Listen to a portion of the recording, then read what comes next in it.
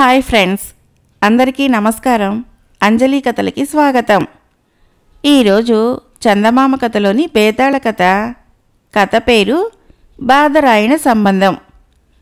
పట్టు వదలని విక్రమార్కుడు చెట్టు వద్దకు తిరిగి వెళ్ళి చెట్టుపై నుంచి శవాన్ని దించి భుజాన వేసుకుని ఎప్పటిలాగే మౌనంగా శ్మశానం కేసి బయలుదేరసాగాడు. అప్పుడు శవంలోని బేతాళుడు, రాజా, మనుషులు మారతారు, వాళ్ళ అదృష్టమూ మారుతుంది. కానీ ఈ మార్పులకి కారణాలు ఊహించటము అసంభవంగా కనబడుతుంది. ఇందుకు నిదర్శనంగా నీకు సోమనాథుడు అనే ప్రజ్ఞాహీనుడైన యువకుడి కథ చెబుతాను, శ్రమ తెలియకుండా విను అంటూ ఇలా చెప్పసాగాడు. సోమనాథుడు తన తల్లిదండ్రులకు ఒక్కడే కొడుకు. కానీ వాడు తండ్రికి ఏ విషయంలోనూ అక్కరకు రాలేకపోయాడు. ఎక్కడెక్కడో తిరిగి వాడు తిండికి మాత్రం ఇంటికి వచ్చేవాడు. తల్లి ఎన్ని విధాలనో వాడికి బోధించి బాధ్యతలు మొప్పాలని చూసింది. కానీ తల్లి మాటలు వాడి బుర్రకెక్కలేదు. ఒకరోజు తండ్రి వాణ్ణి నానా మాటలు అన్నాడు. ఈ మాటలు వాణ్ణి చాలా నొప్పించాయి. తన తప్పు ఏమిటో అర్థం కాని కారణం చేత వాడికి తండ్రి వైఖరి చాలా అక్రమంగానూ అమానుషంగానూ తోచింది. అభిమానంతో వాడు అప్పటికప్పుడే ఇల్లు విడిచి ఎటైనా పోదామనుకుని బయలుదేరాడు. ఆ రోజంతా వాడు నడిచాడు. ఎక్కడికి పోతున్నది వాడికే తెలీదు. వాడి కాళ్ళు వాచిపోయాయి. కడుపులో ఆకలి దహించుకుపోతున్నది. దొరికిన చోటల్లా నీరు తాగి వాడి ఆకలి బాధను అదుపులో ఉంచ ప్రయత్నించాడు. పోయి వాడు అరణ్య ప్రదేశం చేరుకున్నాడు. ఆ అరణ్యంలోనే చీకటి పడింది.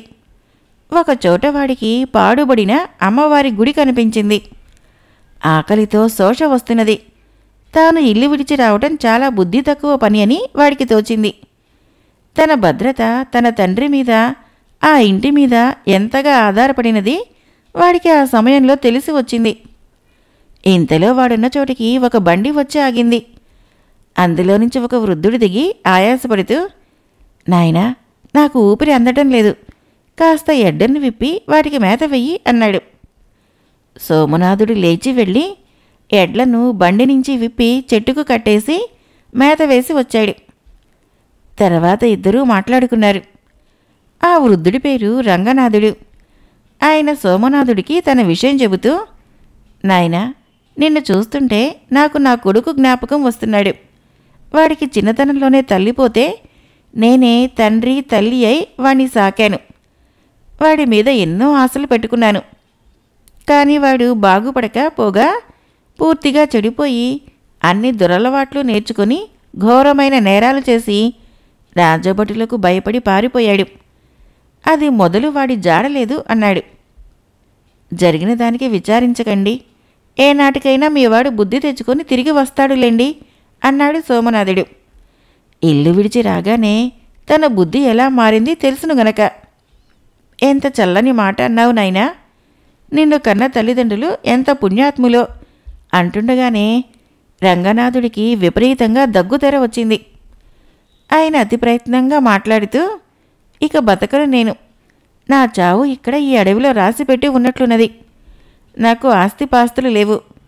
ఉన్నదంతా ఈ బండి, ఎద్దులు మాత్రమే. వాటిని అమ్మి నా కర్మకాండ ముగించినాయనా.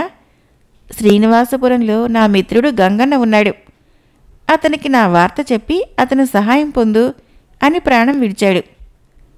సోమనాథుడు తెల్లవారగానే సమీపంలో గొయ్యి తవ్వి అందులో శవాన్ని పూడ్చిపెట్టి బండి మీద బయలుదేరి త్వరలోనే ఒక గ్రామం చేరాడు.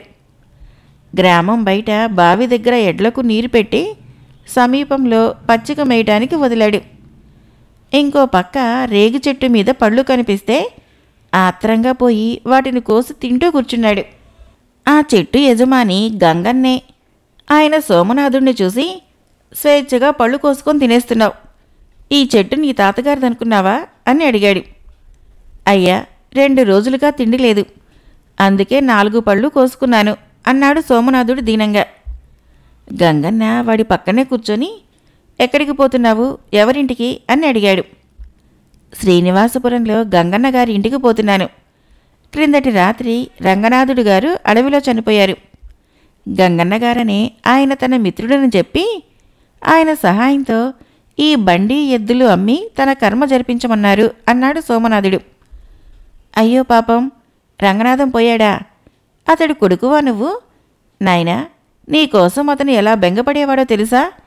నీ దిగులుతోనే అతని ఆరోగ్యం దెబ్బతిన్నది అంటూ గంగన్న కళ్ళు తుడుచుకున్నాడు. సోమనాథుడికి కూడా కన్నీరు ఆగలేదు.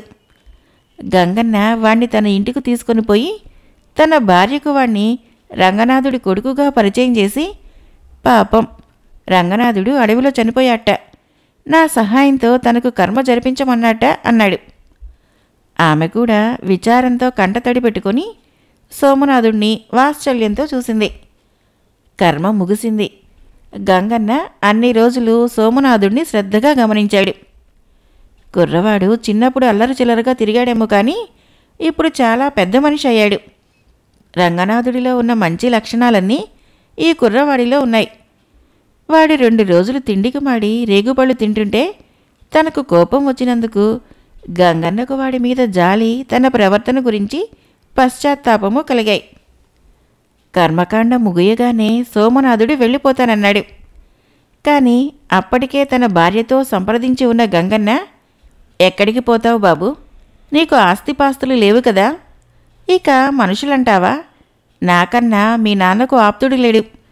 అందుచేత ఈ ప్రపంచంలో అందరికన్నా మా కుటుంబమే నీకు సన్నిహితమైనది. మా పిల్లనిచ్చి పెళ్లి చేస్తాను. మా ఇంటనే ఉండిపో. నిన్ను చూస్తే నీ తండ్రిని చూసినట్లే ఉన్నది మాకు అన్నాడు. సోమనాథుడు అందుకు ఒప్పుకొని గంగన్న ఇంటి అల్లుడై, తర్వాత గంగన్నకున్న కొద్దిపాటి ఆస్తికి వారసుడై సుఖంగా జీవించాడు. బేతాళుడు ఈ కథను చెప్పి, రాజా, సోమనాథుడు తన అసలు తండ్రికి కొడుకుగా బొత్తిగా పనికి రాకుండా పోయి అరఘడియ కాలంలో రంగనాథుడికి నచ్చిన కొడుకై కొడుకు చేయవలసిన విధులన్నీ రంగనాథుడికి చేయటమే కాక గంగన్నకి ఆ రంగనాథుడికి ఉండిన మైత్రిని ఎలా సఫలం చేయగలిగినాడు? సోమనాథుడిలో మార్పు కలిగితే అది నిజమైన మార్పేనా? తాను రంగనాథుడి కొడుకును కానని గంగన్నతో చెప్పకపోవటం దుర్బుద్ధి కాదా?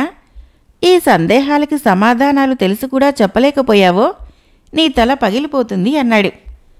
దానికి విక్రమార్కుడు, తండ్రి కొడుకుల సంబంధాలు ఏళ్ల మీదట చెడిపోతే అందుకు కారణాలు గుట్టలుగా పేరి ఉంటాయి. చాలా కాలంగా విరిగి ఉన్న లోహపు తలుపులను ఏటంకము పూర్తిగా అతికించలేదు. సోమనాథుడికి తండ్రికి పడకపోతే తప్పంతా సోమనాథుడిదే అనుకోనవసరం లేదు. తండ్రి తన పట్ల అక్రమ వైఖరి అవలంబిస్తున్నాడన్న విశ్వాసంతో వాడి ఇల్లు వదిలిపెట్టాడంటే వాడు తనలో తప్పు ఉన్నదనుకోవట్లేదన్నది స్పష్టం. వాడితో పోల్చితే రంగనాథుడి కొడుకు కూడా ఇంటి నుంచి పారిపోయినప్పటికీ తాను నేరస్తుడినని తెలిసి తండ్రి మీద ఆగ్రహంతో కాక రక్షక భటుల భయంతో పారిపోయాడు. ముక్కు మొహము ఎరుగని రంగనాథుడితో సోమనాథుడు మంచి సంబంధం పెట్టుకోగలిగాడంటే వాడిలో స్వతహాగా చెడ్డ లక్షణాలేవీ లేవన్నది స్పష్టం. అంతేకాదు, ఒక వంక తిండికి మాడుతూ కూడా వాడు చచ్చిపోయిన వాడికి ఇచ్చిన మాట నిలబెట్టాడు. వాడిలో స్వతహాగా దుర్మార్గం ఉంటే గంగన్న తప్పక కనిపెట్టి ఉండేవాడే. గుడ్డిగా వాడికి తన కూతుర్ని ఇచ్చి చేసి ఉండడు. ఇక సోమనాథుడు తాను రంగనాథుడి కొడుకును కానని గంగన్నతో చెప్పకపోవటంలో దురుద్దేశం ఏమీ లేదు. కర్మకాండ పూర్తి అయ్యేదాకా సోమనాథుడు చచ్చిపోయిన వాడి కొడుకునేనని గంగన్న నమ్మితే అనవసర ప్రశ్నలు తలెత్తకుండా ఉంటాయి. ఆ తర్వాత తన దాన్ని తాను పోదామనే సోమనాథుడి ఉద్దేశం. కానీ గంగన్నకు వాడిలో చచ్చిపోయిన తన మిత్రుడు కనిపించాడు. ఆయన పొరపాటును సరిదిద్ది ఆనందాన్ని ధ్వంసం చేయటం అమానుషం. అందుచేత సోమనాథుడు నిజం చెప్పలేదు అన్నాడు. రాజుకు ఈ విధంగా మౌనభంగం కలగగానే బేతాళుడు శవంతో సహా మాయమై తిరిగి చెట్టెక్కాడు. మరొక కథ, మిఠాయి తినే పిశాచాలు. రచించిన వారు మాచిరాజు కామేశ్వరరావు గారు. కోమరయ్య తల్లి వంటలు చేసి బతుకుతూ తండ్రి లేని కొడుకును పెంచింది. తల్లికి సహాయంగా ఉంటూ కోమరయ్య వంటలో మంచి నేర్పరి అయ్యాడు. తల్లి పోగానే కోమరయ్య ఉన్న డబ్బు తీసుకొని మరో ఊరు వెళ్ళి అక్కడ మిఠాయి అంగడి తెరిచాడు. మొదటి రోజు బేరం బాగానే సాగింది. కానీ సాయంత్రం అవుతూ ఉండగానే ఇంకో మిఠాయి అంగడివాడు తన కొట్టు మూసేసి కొమరయ్య దగ్గరికి వచ్చి, ఇంకా కొట్టు ముయ్యలేదేంటి అని అడిగాడు. అప్పుడే ముయ్యటం దేనికి అని కొమరయ్య ఆశ్చర్యంగా అడిగాడు. అన్నట్టు నువ్వు కొత్తవాడివి కదూ, మా అనుభవం కూడా నీకు కూడా కలగని అంటూ ఆ మనిషి వెళ్ళిపోయాడు. కొమరయ్యకు విషయం ఏమీ అర్థం కాలేదు. ఇంతలో ఇంకో మిఠాయి అంగడివాడు అటుగా వెళుతూ, ఇంకా కొట్టు ముయ్యలేదా అని ఆశ్చర్యంగా అడిగాడు. నేను కొత్తవాణ్ణి, మీరంతా కంగారుగా ఎందుకు కొట్లు మూస్తున్నారో నాకు బోధపడలేదు, దయచేసి చెప్పండి అన్నాడు కొమరయ్య. ఆ మనిషి కొమరయ్యకు ఇలా చెప్పాడు. చీకటి పడగానే ఊళ్ళోకి 2 పిశాచాలు వస్తాయి. అవి ఏ రూపంలో వచ్చినా రావచ్చును. వాటికి మిఠాయి అంటే చాలా ఇష్టం. మిఠాయి కనిపిస్తే చాలు అవి పళ్ళాలతో సహా ఎత్తుకుపోతాయి. అయితే అవి మూసి ఉన్న కొట్ల జోలికి పోవు. ఈ విషయాలు చెప్పిన మనిషి కొమరయ్యకు కొట్టు త్వరగా కట్టేయమని సలహా ఇచ్చి తన దాన్ని తాను వెళ్ళిపోయాడు. కొమరయ్యకు దయ్యాలంటే భయం లేదు. తన గ్రామంలో అతను కొరివి దయ్యాలను చూశాడు. అవి ఎప్పుడూ ఎవరి జోలికి రాలేదు. అంతకన్నా దారుణంగా తడిగుడ్డలతో గొంతులు కోసే మనుషులు ఎందరో ఉన్నారు. అందుచేత అతను కొట్టుముయ్యక మొండిగా కూర్చున్నాడు. కాసేపటికి 2 ఆడవాళ్లు అట్టహాసంగా కొట్టులోకి ప్రవేశించారు. వాళ్ళు తల్లి కూతురులాగా ఉన్నారు.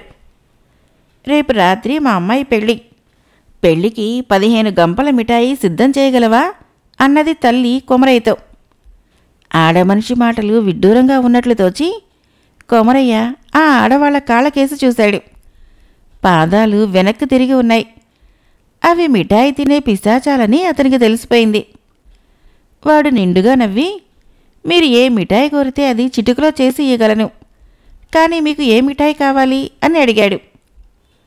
పిశాచాలు 2 ఉన్న మిఠాయిలన్నింటినీ కొంచెం కొంచెం రుచి చూసి, కొబ్బరి మిఠాయి బాగున్నది, 15 గంపలు కొబ్బరి మిఠాయి తయారు చేయి, మంచి బెల్లము లేత కొబ్బరి ఉపయోగించు అన్నాయి. ముందు కొంత డబ్బిస్తే బెల్లము కొబ్బరికాయలు కొంటాను అన్నాడు కొమరయ్య.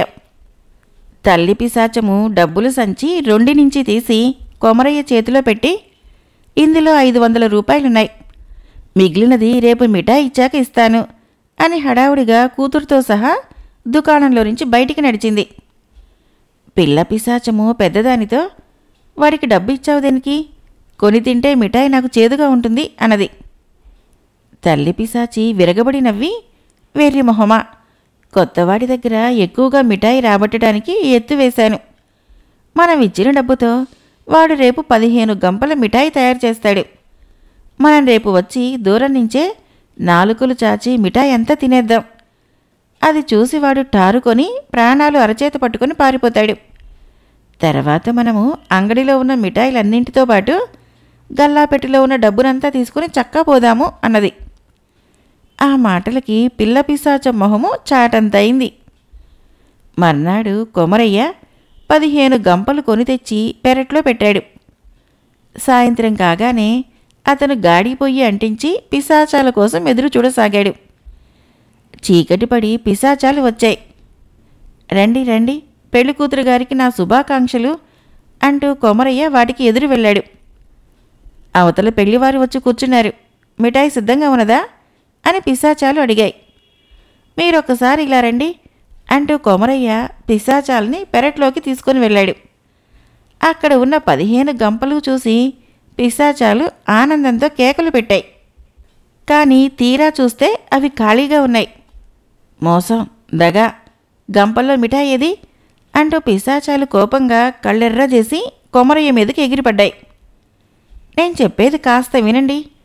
ఈ ఊరి మిఠాయి వర్తకులను 2 పిశాచాలు పీడిస్తున్నాయట. అవి మోసం చేసి భయపెట్టి గంపల కొద్దీ మిఠాయి కాజేస్తాయట.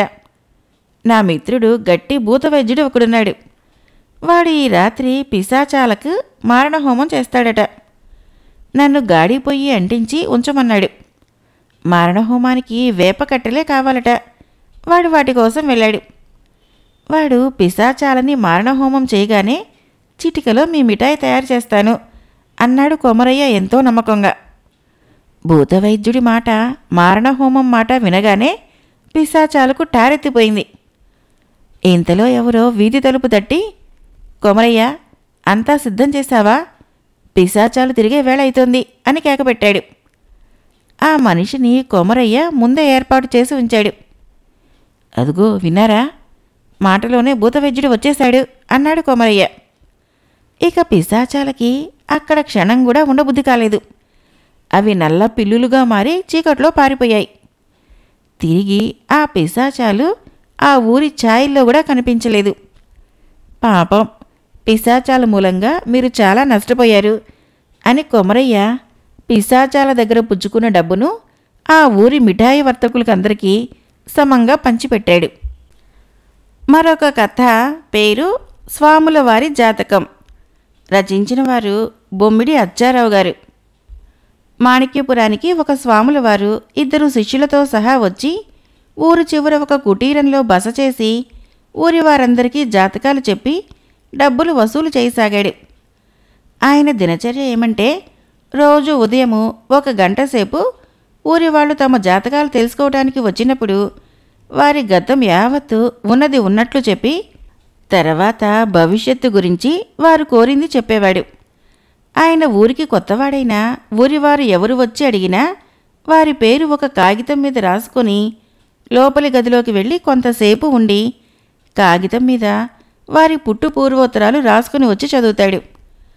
అందులో ఒక్క పొరపాటు కూడా ఉండదు. తర్వాత స్వాముల వారు భవిష్యత్తు చెప్తారు. ఊళ్ళో ఎవరి పేరు ఇచ్చినా స్వాముల వారు వారి గతం ఉన్నది ఉన్నట్లు చెప్పడంతో ఊరివారందరికీ ఆయన మీద అమితమైన గురి కుదిరింది. జనము వేలం వెర్రిగా ఎగబడి స్వాముల వారు జాతకాలకు కేటాయించే గంటకాలంలో తమ జాతకాలు చెప్పించుకోవటానికి ఆరాటపడేవాళ్ళు. ఈ స్వాముల వారి ఎత్తుగడలో ఏదో మోసం ఉన్నదని వినోదుడు అనే యువకుడికి అనుమానం కలిగింది.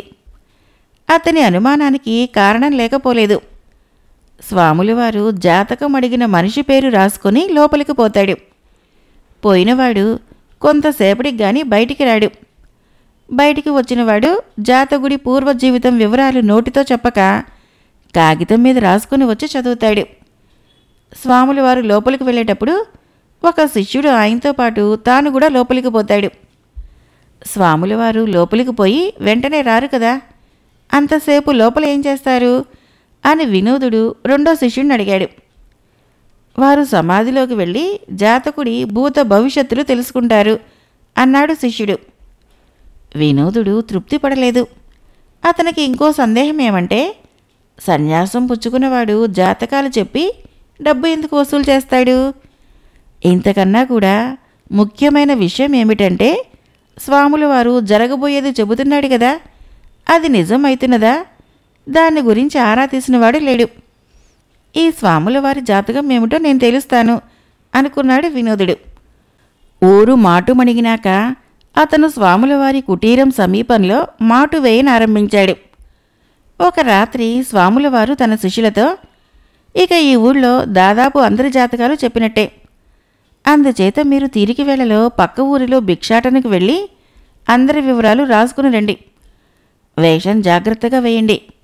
మనం ఆ ఊరు వెళ్ళినప్పుడు మిమ్మల్ని ఎవరూ గుర్తుపట్టరాదు అనటం వినోదుడు విన్నాడు. స్వాముల వారి రహస్యము అనుకున్న దానికంటే చాలా సులభంగా తెలిసిపోయింది. స్వాముల వారు పోదలుచుకున్న ఊరికి శిష్యులు ముందుగానే వెళ్ళి ఆ ఊరి వాళ్ల వివరాలన్నీ చిట్టా రాసుకుని వస్తారు.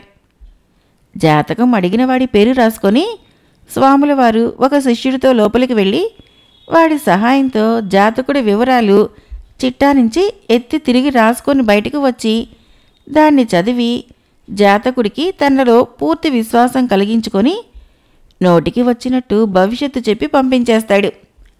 అది అబద్ధమని తేలే లోపల స్వాముల వారు ఊరే దాటిపోవచ్చు. ఈ లోపలే అది అబద్ధమైనా ఆ జాతకుడు స్వాముల వారికి విరుద్ధంగా ఎవరికీ చెప్పి తాను నవ్వుల పాలు కావటానికి సిద్ధపడడు. ఒకవేళ వాడు స్వాముల వారి మాట అబద్ధమని చెప్పినా ఎవరూ నమ్మరు. అవి నోటి మాటలే గనక జాతకం చెప్పించుకున్న వాడికి తప్ప ఎవరికీ జ్ఞాపకం ఉండవు. కుటీరంలో అందరూ గాఢ నిద్రలో పడిపోయేదాకా వేచి ఉండి వినోదుడు లోపలికి ప్రవేశించి అంతటా వెతికాడు. అతనికి మాణిక్యపుర వాసుల చిట్టా పుస్తకం తేలికగా దొరికింది. ఒక సంచిలో పెట్టుడు గడ్డాలు మీసాలు కూడా దొరికాయి. వినోదుడు వాటిని తీసుకొని బయటికి వచ్చి ఇల్లు చేరుకున్నాడు. మర్నాడు వినోదుడు స్వాముల వారి వద్దకు పోయి తన జాతకం చెప్పవలసిందని కోరాడు. అతనిలాగానే అడిగినా మరి 3 పేర్లు కూడా కాగితం మీద రాసుకొని స్వాముల వారు కుటీరం లోపలికి వెళ్ళాడు. ఆయన వెంట లోపలికి వచ్చిన శిష్యుడు కొద్ది క్షణాలకే తిరిగి వచ్చి, స్వాముల వారికి అస్వస్థతగా ఉన్నది, మీ జాతకాలు రేపు చెబుతారు అన్నాడు. అమ్మయ్యో పాపం, ఇప్పుడు బానే ఉన్నారే, ఇంతలో ఏమైంది, పదండ్రా చూద్దాం అని అందర్నీ కూడగట్టుకుని వినోదుడు కుటీరంలోకి చొరబడ్డాడు. ఒక్కసారిగా లోపలికి వచ్చిన జనసమూహాన్ని చూసి స్వాముల వారు కంగారుపడి, కొద్దిపాటి అస్వస్థత, మీ జాతకాలు రేపు చెబుతాను అన్నాడు. అదేం కుదరదు, ఇప్పుడే చెప్పాలి అన్నాడు వినోదుడు మొండిగా. స్వాముల వారికి ఆగ్రహం వస్తుందని మిగిలిన వాళ్ళు భయపడ్డారు, కానీ స్వాముల వారు ఏమీ చెప్పలేని స్థితిలో ఉన్నట్లు కనపడ్డాడు. నా జాతకం మాట వదిలేయండి, మిగతా 3 జాతకాలు నేను చెప్పనా అంటూ వినోదుడు తన పైబట్ట లోపలి నుంచి చిట్టా పుస్తకం తీసి తెరిచాడు. స్వాముల వారికి శిష్యులకి పై ప్రాణాలు పైనే పోయాయి. వినోదుడు పేరు పేరున ఒక్కొక్కరి వివరాలు చదవనారంభించాడు. అందరూ నిర్ఘాంతపోయి వింటున్నారు. వాళ్లకు చిట్టా పుస్తకం రహస్యం అంతుపట్టలేదు. వినోదుడు ఆ పుస్తకం పుట్టు పూర్వోత్తరాలు విశదీకరించాడు. కొంతమంది తమను గురించి ఆ పుస్తకంలో రాసి ఉన్న విషయాలు చదివి చూసుకొని నిజం తెలుసుకున్నారు. తర్వాత వినోదుడు సంచిలో నుంచి పెట్టుడు గడ్డాలు, మీసాలు పైకి తీసి స్వాముల వారి శిష్యులకు తగిలించాడు. వెంటనే జనం వాళ్ళని పోల్చుకొని, అవును వీళ్లే, కొంతకాలం క్రితం మన ఊరికి వచ్చారు, గడ్డాలు లేకపోయేసరికి పోల్చుకోలేకపోయాము అన్నారు. 4 ఉతికేసరికి స్వాముల వారు శిష్యులు నిజం ఒప్పుకున్నారు.